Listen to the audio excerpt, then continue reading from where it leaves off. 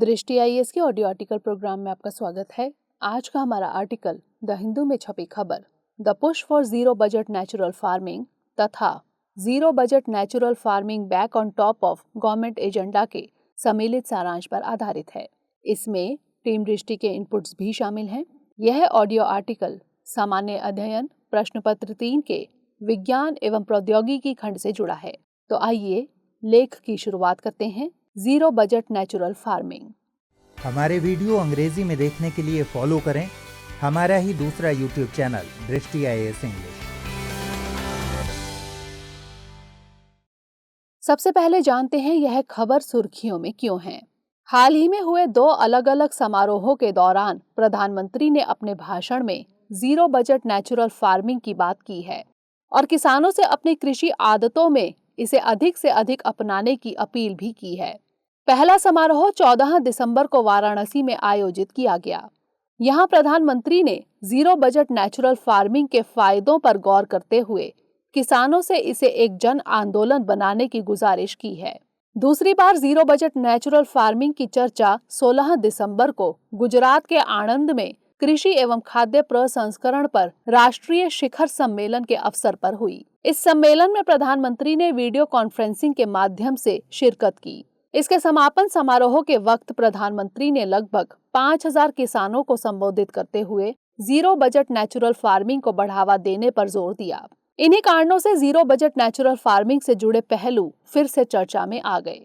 यह topic civil सेवा परीक्षा के लिहाज से भी बेहद महत्वपूर्ण है। इस आर्टिकल में परीक्षा के हिसाब से उपयोगी जीरो बजट नेचुरल फार्मिंग के सभी पहलुओं पर विस्तार से चर्चा करेंगे। सबसे पहले जीरो बजट नेचुरल फार्मिंग, फिर उसके फायदे और भारत में मौजूदा स्थिति पर चर्चा करेंगे और आखिर में उसकी चुनौतियों पर नजर डालते हुए उनसे निपटने के उपायों पर भी बात करेंगे।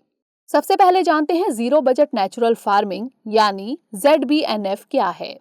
ZBNF यानी जीरो बजट नेचुरल फार्मिंग खेती करने का एक प्राकृतिक तरीका है जिसमें फसलों के पोषण के लिए रासायनिक उर्वरक और कीटनाशक जैसे इनपुट्स के बिना खेती की जाती है। इसके बदले में गाय के गोबर, गोमूत्र, गुड़, दाल का आटा और पौधों के अवशेषों जैसी प्राकृतिक चीजों का उपयोग किया जाता है। इससे खेती की लागत लगभग ना के बराबर होती है।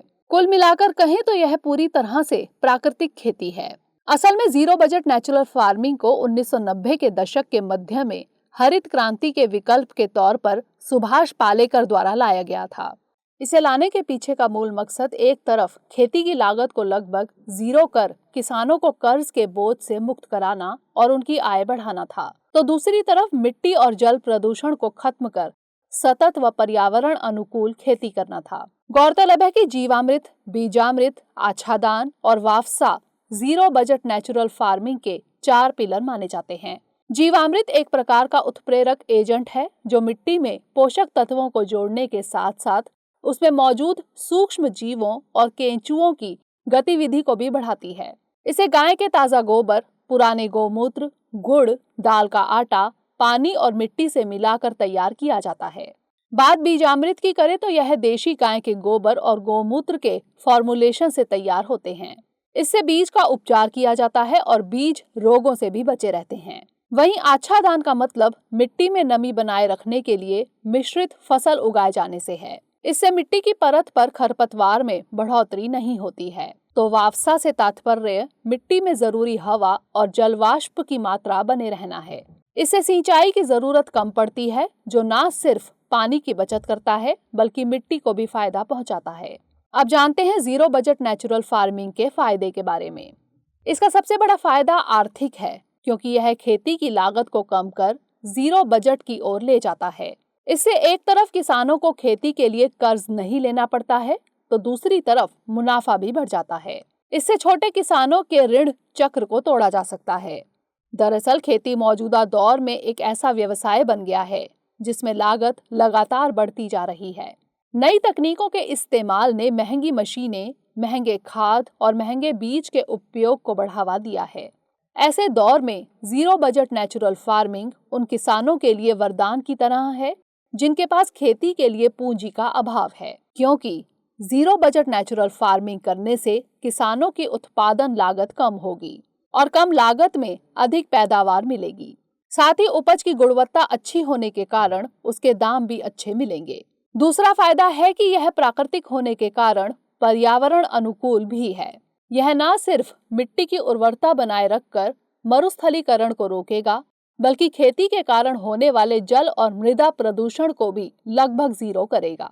दरअसल अधिक पैदावार पाने की चाह में खेती की नई तकनीक के तहत किसान अपने खेत में रासायनिक खाद और कीटनाशकों का अंधाधुंध इस्तेमाल कर रहे हैं। इससे एक और पर्यावरण पर खराब प्रभाव पड़ने के साथ साथ किसानों के खेत की उर्वरता भी कम हो रही है और मिट्टी बंजर होती जा रही है। तो दूसरी तरफ पानी के अधिक इस्तेमाल से मिट्टी की लवणता में वृद्धि के साथ साथ जल प्रदूषण भी बढ़ रहा है। अगला फायदा है यह कम श्रम गहन है। एक अनुमान के मुताबिक सामान्य खेती के मुकाबले ZBNF में 10% ही श्रम बल का इस्तेमाल होता है। मौजूदा वक्त में मजदूरों का पलायन शहरों की ओर होने से खेतीहर मजदूर काफी घट गए हैं, जबकि फसल कटाई और बुवाई के समय अचानक मजदूरों की मांग में बढ़ोतरी हो जाती है। इसकी आपूर्ति ना हो पाने की वजह से कुछ किसानों को आर्थिक नुकसान हो जाता है। इसके अलावा फसल का भी नुकसान होता है, जिससे खाद्य सुरक्षा प्रभावित होती है।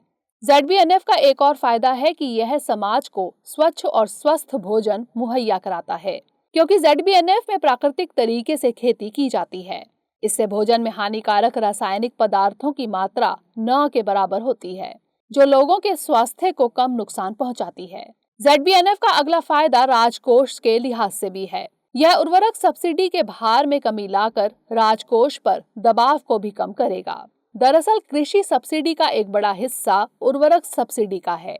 अधिक पैदावार की चाह में किसान उर्वरक का अंधाधुंध प्रयोग कर रहे हैं। इससे एक और राजकोष पर दबाव बढ़ रहा है, तो दूसरी ओर किसानों की उत्पादन लागत में भी वृद्धि हो रही है, मगर किसानों को उनकी उपज का उचित मूल्य नहीं मिल पा रहा है। इसके कारण खेती घाटे का सौदा बनती जा रही है और किसान ऋण जाल में फंसता जा रहा है, जो अंततः उसे आत्महत्या करने के लिए विवश करता है। हालांकि भारत सरकार इन समस्याओं से निजात पाने के लिए ZBNF को बढ़ावा देने का भरसक प्रयास कर रही है। आइए अब एक नजर भारत में ZBNF की स्थिति पर डाल लेते हैं। Zero budget natural farming Bharat के लिए कोई नया कंसेप्ट नहीं है, बल्कि यह केंद्र सरकार के एजेंडे में पहले से मौजूद है। इस दिशा में केंद्र सरकार द्वारा सबसे पहला कदम 2015-16 में उठाया गया, जब परंपरागत कृषि विकास योजना यानी PKVY लॉन्च की गई। इस योजना का मकसद ZBNF को समाहित करते हुए जैविक खेती को बढ़ावा देना है। इस योजना के तहत जैविक खेती और ZBNF को बढ़ावा देने वाली राज्य सरकारों और गैर सरकारी संगठनों की योजना और कार्यक्रमों को धन मुहैया कराया जाता है। हालांकि इस योजना के तहत ZBNF को जैविक खेती के मुकाबले कम अहमियत मिली। इसे अहमियत तब मिली जब वित्त मंत्री निर्मला सीतारमण ने 2019 में 17वीं लोकसभा के पहले बजट भाषण के दौरान ZBNF का जिक्र किया। इस भाषण में 2022 तक किसानों की आय को दोगुना करने के एक स्रोत के तौर पर ZBNF को बढ़ावा देने पर जोर दिया गया। तब से नीति आयोग भी राज्यों को ZBNF अपनाने के लिए प्रयास कर रहा है। बहरहाल आगे चलकर 2020-21 में PKVY यानी परंपरागत कृषि विकास योजना के तहत एक उप योजना लाई गई, जिसका नाम भारतीय प्राकृतिक कृषि पद्धति योजना है। यह योजना पूरी तरह से ZBNF को बढ़ावा देने के मकसद से लाई गई है। इस योजना के तहत छोटे और सीमांत किसान के द्वारा परंपरागत और स्वदेशी तरीके के प्रयोग को बढ़ावा दिया जाएगा। दूसरे शब्दों में इस योजना का मकसद खेती के तरीकों से रासायनिक इनपुट्स को बाहर करना और खेत में ही फसल अपशिष्ट को रिसाइकल कर प्राकृतिक खाद में बदलना है। केंद्र सरकार ने इस योजना के तहत 8 राज्यों के 4.09 लाख हेक्टेयर अतिरिक्त खेती वाली जमीन को टारगेट कर 49.9 करोड़ रुपए जारी किए हैं। इन 8 राज्यों में आंध्र प्रदेश, कर्नाटक, हिमाचल प्रदेश, छत्तीसगढ़, झारखंड, तमिलनाडु, मध्य प्रदेश और केरल शामिल हैं। इसमें छत्तीसगढ़ ने सबसे अधिक 13.5 करोड़ राशि प्राप्त की है। उसके बाद केरल का स्थान है। अगर बात राज्यों की करें तो कुछ राज्यों में किसानों को पहले से ही ZBNF के लिए ट्रेनिंग दिए जा रहे हैं, जबकि आंध्र प्रदेश ने एक कदम आगे बढ़कर खुद को 2024 तक 100% प्राकृतिक खेती करने वाला भारत का पहला राज्य बनने का महत्वाकांक्षी लक्ष्य रखा है। आंध्र प्रदेश रायथू साधिकारा संस्था यानी RYSS के साथ मिलकर ZBNF को बढ़ावा दे रहा है। RYSS 2014 में गठित नॉट फॉर प्रॉफिट कंपनी है। इसका मकसद ZBNF को बढ़ावा देना है, लेकिन अभी भी कई ऐसी चुनौतियां हैं जो ZBNF की राह में बाधा बनी हुई हैं। अब जानते हैं जीरो बजट नेचुरल फार्मिंग की राह में आखिर कौन कौन सी चुनौतियां हैं। इसकी राह में सबसे बड़ी चुनौती है कि यह अभी भी एक वैज्ञानिक तौर पर प्रामाणिक तकनीक नहीं है। इसकी उत्पादकता, इकोनॉमिक्स और मिट्टी के हेल्थ पर प्रभाव आदि से जुड़े डाटा पर्याप्त नहीं है। साथ ही कई राज्य जैसे महाराष्ट्र इसे आजमा कर फिर से पुरानी प्रचलित खेती की तरफ मुड़ गया है। इसका दावा है कि खेती का यह तरीका आर्थिक लाभ के हिसाब से उतना कारगर नहीं है। इससे एक नई चुनौती विश्वास की कमी के तौर पर भी उभरी है, जो दूसरे राज्य के किसानों को खेती का यह तरीका अपनाने के प्रति हताश कर सकती है। अगली चुनौती ZBNF के लिए ट्रेंड किसानों की कमी है। भारत के ज्यादातर किसान शिक्षा और जागरूकता की कमी से जूझ रहे हैं। इस कारण उन किसानों में नई तकनीक और तरीकों को अपनाने के प्रति सहजता कम है। इसके अलावा ZBNF के तहत उपजे प्राकृतिक अनाज की अच्छी और जरूरी कीमत मिल सके, इसके लिए या तो मंडी बहुत दूर है या फिर है ही नहीं। आखिरी दो चुनौतियां ऐसी हैं जो आर्थिक सामाजिक के साथ साथ अब राजनीतिक भी बन गई हैं। इनमें से एक है 2022 तक किसानों की आय को दोगुना करने का सरकार का दावा, और दूसरा है समाज के आर्थिक रूप से कमजोर लोगों के लिए खाद्य सुरक्षा कार्यक्रम। दरअसल 2019 के बजट भाषण में सरकार ने 2022 तक किसानों की आय को दोगुना करने की घोषणा की थी, जो अभी तक सफल होते नहीं दिख रही है।